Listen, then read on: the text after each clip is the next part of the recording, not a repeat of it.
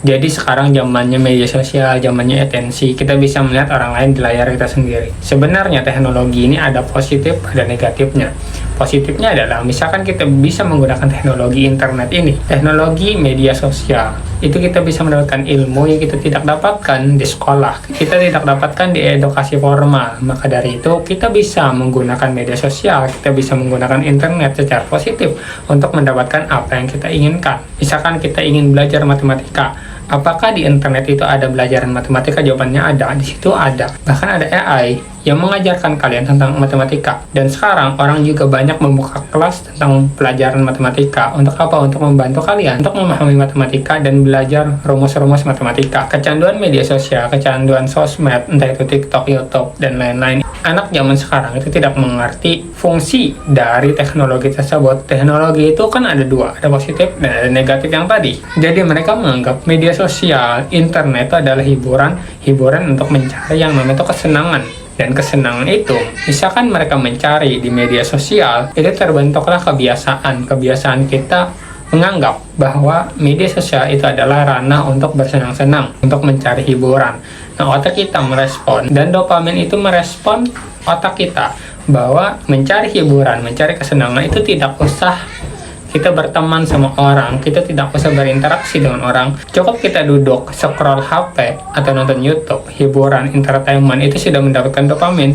Nah, oleh karena itu, otak merespon, kenapa misalkan ada cara yang mudah, kenapa harus cara yang susah? Nah, disitulah terbentuk habit. Habit itu adalah kebiasaan kita yang ditempa terus setiap hari. Jadi misalkan kalian mengerti media sosial ini bisa digunakan dengan hal positif, kalian bisa mengajarkan orang seperti video ini, kalian bisa memberitahu orang bahwa media sosial itu bisa mendapatkan informasi, bisa mendapatkan ilmu. Kalau kita tahu cara menggunakannya, misalkan kita menggunakannya cuman hiburan atau entertainment, kita akan kecanduan. Ini sama kecanduannya seperti merokok, narkoba. Karena ini pelan-pelan membuat otak kalian busuk, yang dinamakan brain out. Otak yang membusuk karena algoritma. Karena algoritma itu pintar. Karena video-video yang ada di FYP TikTok, itu sudah masuk ke dalam algoritma. Jadi ini video yang bagus, yang tidak akan di-skip. Makanya ditampilkan di beranda kalian. Misalkan videonya tidak bagus, tidak akan masuk ke beranda kalian.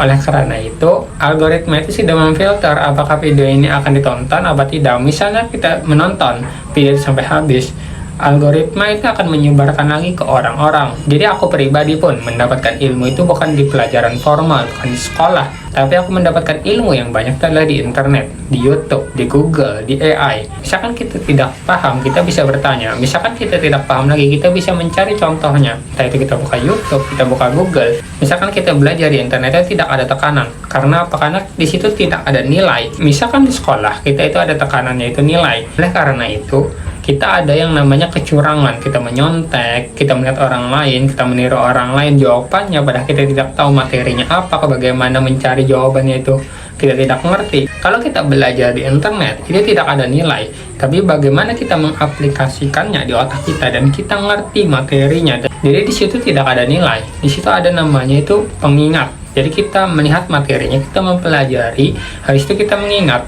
Dan apakah itu bisa diterapkan tergantung dari proses kita. Jadi prosesnya itu entah itu lama atau sebentar, itu tergantung diri kita sendiri. Jadi belajar dari internet, mencari hal-hal positif, itu tidak ada tekanan sama sekali. Yang kita tekan itu adalah diri kita sendiri, bagaimana kita mengontrol diri kita sendiri terhadap media sosial, terhadap internet, terhadap perkembangan zaman. Jadi intinya adalah kita sekarang itu tidak terpapar terhadap internet, kita tidak bisa tidak terpapar terhadap media sosial dan lain-lain.